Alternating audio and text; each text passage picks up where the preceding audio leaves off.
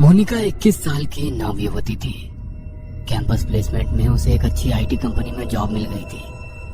उसकी शिफ्ट रात की तकरीबन 12 बजे खत्म होती थी। उस रोज भी अपना काम खत्म करने के बाद वो ऑफिस से निकली और अपनी साइकिल की मदद से रेलवे स्टेशन पहुंच गई। साइकिल को पार्क करने के बाद मोनिका प्लेटफॉर्म पर खड़े होकर अपनी ट्रेन का इंतजार करने लगी। अचानक ही उसकी नजर रेलवे स्टेशन पर लगे एलईडी बोर्ड पर गई। रोज की तरह उसमें आने वाली ट्रेन का नाम और शेड्यूल आज दिखाई नहीं दे रहा था। डिस्प्ले बोर्ड की एलईडी बाहर बाहर जल बुझ रही थी। अचानक ही प्लेटफॉर्म की पावर सप्लाई कट गई और हर तरफ अंधेरा हो गया। कोई कुछ समझ पाता उससे पहले ही मोनिका की ट्रेन प्लेटफॉर्म पर आ गई। बिना देरी किए बाकी के पैसेंजर्स के साथ साथ मोनिका भी झट से ट्रेन में चढ़ गई। इस समय रात के 11:30 बज गए थे। आज ट्रेन में कुछ गिने चुने पैसेंजर्स ही दिखाई दे रहे थे। मोनिका ने अपने हेडफोन में लाउड म्यूजिक लगाया और आंखें बंद कर अपना सर सीट के बैक सपोर्ट में टिका दिया। कुछ ही देर में लाउड म्यूजिक होने पर भी दिन भर की थकान के कारण उसकी आंख लग गई थी। थोड़ी देर बाद उसका मोबाइल रिंग करने लगा। रिंग की आवाज से मोनिका की नींद टूट गई। स्क्रीन पर पापा का नाम फ्लैश हो रहा था। मोनिका ने फोन उठाया तो उधर से पापा की आवाज सुनाई देने लगी। मोनिका बेटा, ट्रेन मिल गई थी ना? हाँ पापा, मैं ट्रेन में ही हूँ, आप चिंता मत करो। कौन सा स्टेशन आ गया है? पापा की बात सुनकर मोनिका अचानक से आंख खोलकर अपने कोच में चारों ओर नजर दौड़ाती है। उसे अपनी आंखों पर यकीन नहीं हो रहा था। पूरे कोच में बिल्कुल अंधेरा छाया हुआ था। ना तो कोई डिस्प्ले दिखाई पड़ रहा था और ना ही कोई अनाउंसमेंट सुनाई दे रहा था। पापा, आई थिंक कुछ प्रॉब्लम है। यहाँ ट्रेन में कुछ है ही नहीं। सारी लाइट्स ऑफ है और कोई अनाउंसमेंट भी नहीं हो रही है। बेटा, आसपास किसी पैसेंजर से पूछना क्या बात है। पापा, पूरा कोच खाली पड़ा हुआ है, मैं अकेली हूँ यहाँ। ये क्या बोल रही है बेटा? मुझे डर लग रहा है। देख, ट्रेन जैसे ही अगले स्टेशन पर रुकेगी तो वहाँ पर उतर जाना, मैं तुम्हें लेने आ जाऊंगा। ठीक है पापा। मोनिका ट्रेन के अगले स्टेशन पर रुकने का इंतजार कर रही थी।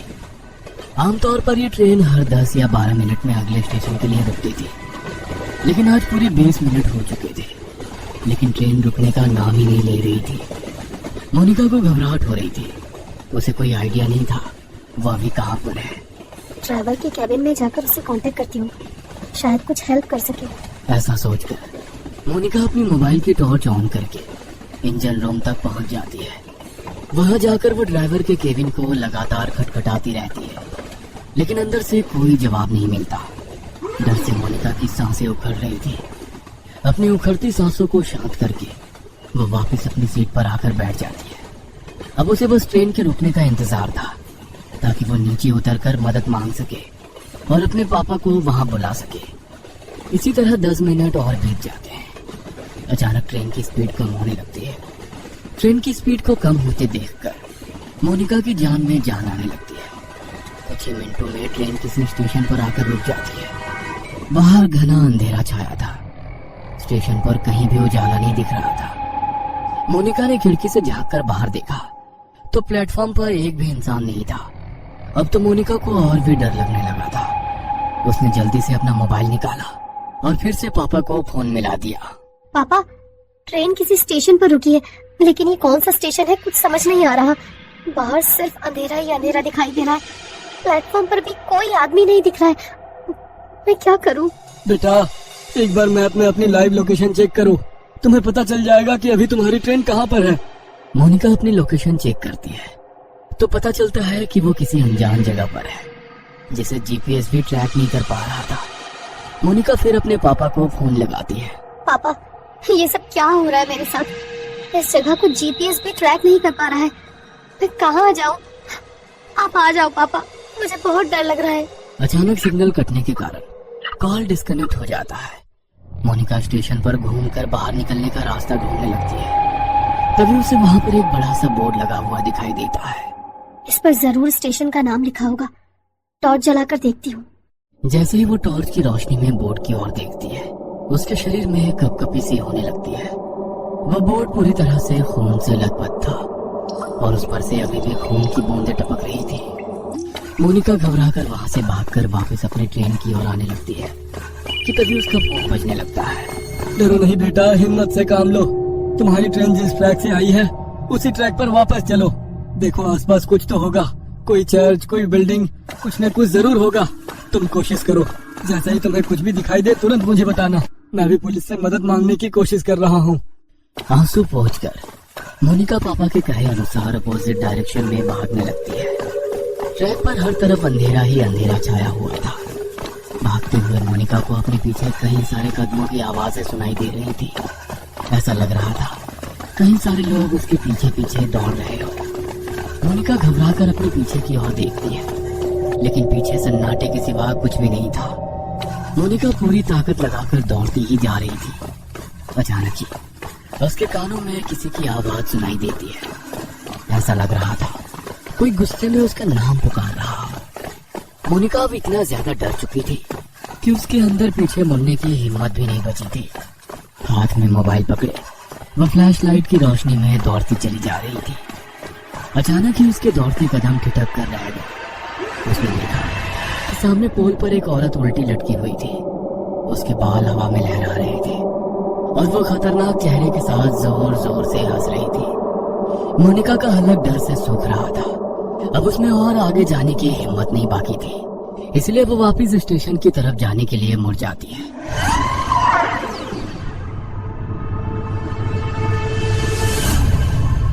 वापस मुड़ते ही उसे कुछ दूरी पर एक आदमी दौड़कर उसकी ओर आता दिखाई देता है। उसका पूरा शरीर कटा फटा सा दिखाई दे रहा था। उसका चेहरा बहुत डरावना दिख रहा था, जैसे कहीं पर कुचला गया। वो आदमी हाथ हिलाकर उसे ट्रैक पर दौड़ने से मना कर रहा था। मोनिका को अब समझ नहीं आ रहा था कि वो कहाँ जाए। घबराकर वो फिर से पोल की तरफ देखती है, जहाँ अभी कुछ मिनटों पहले एक औरत उल्टी लटकी हुई थी। वो पोल अब बिल्कुल खाली था। आगे का रास्ता भी बिल्कुल खाली दिखाई दे रहा था, इसलिए उस आदमी से बचने के लिए मोनिका फिर से ट्रैक पर दौड़ने लगती है। कुछ दूर दौड़ने के बाद उसे ट्रैक के पास एक गाड़ी खड़ी दिखाई देती है। मोनिका अपने पापा को गाड़ी के बारे में बताने के लिए फोन उठाती है, तो देखती है कि फोन की बैटरी डाउन हो गई है। इस गाड़ी के हेडलाइट्स ऑन है, मतलब गाड़ी में जरूर कोई है। क्या करूं? मदद मांग लूं या ऐसे ही भूतिया स्टेशन पर अपनी मौत का इंतजार करती रहूं? मोनिका कुछ देर सोचती है और उसके बाद हाथ हिलाते हुए गाड़ी के सामने जाकर खड़ी हो जाती है। मोनिका को ऐसी हालत में देखकर गाड़ी के अंदर से एक आदमी बाहर आता है। क्या बात है, इतनी रात को आप ऐसे ट्रैक पर क्या कर रही है? सब ठीक तो है ना? मोनिका बुरी तरह हाफ रही थी। ऐसा लग रहा था वो किसी भी पल बेहोश होकर गिर पड़ेगी। मोनिका की ऐसी हालत देखकर वो आदमी उसे गाड़ी के अंदर बैठा लेता है। अच्छा, आप आराम से अंदर बैठकर बताइए क्या बात है। पता नहीं क्या हो रहा है मेरे साथ। मैं न जाने कैसे इस जगह पर आ गई। अब मैं लाख कोशिशों के बाद भी यहाँ से निकल नहीं पा रही। आप बता सकते हैं कौन सी जगह है? मोनिका अपनी ही धुन में बोलती चली जा रही थी। तभी उसे महसूस हुआ कि कार सवार युवक उसे वापस प्लेटफॉर्म की ओर ले जा रहा है। No please stop. तो मुझे कहाँ ले जा रही है? मुझे वापस वहाँ नहीं जाना है। मोनिका के इतना कहते ही वो लड़का मुस्कुराते हुए पीछे देखता है। अगले ही पल उस लड़के का चेहरा बदलने लगता है और वो उसी आदमी की शक्ल में बदल जाता है जो ट्रैक पर उसका पीछा कर रहा था। मोनिका के मुंह से एक जोरदार चीख निकल जाती है और वो कार से उतरकर फिर से पागलों की तरह दौड़ने लगती है। उसे अपने पीछे उस आदमी के कदमों की आवाज साफ सुनाई पड़ रही थी। दौड़ते हुए वो वापस अपनी ट्रेन के सामने आ जाती है। कोई और रास्ता ना सोचने पर वो छिपने के लिए वापस ट्रेन में चढ़ जाती है और एक सीट के नीचे छिपकर बैठ जाती है।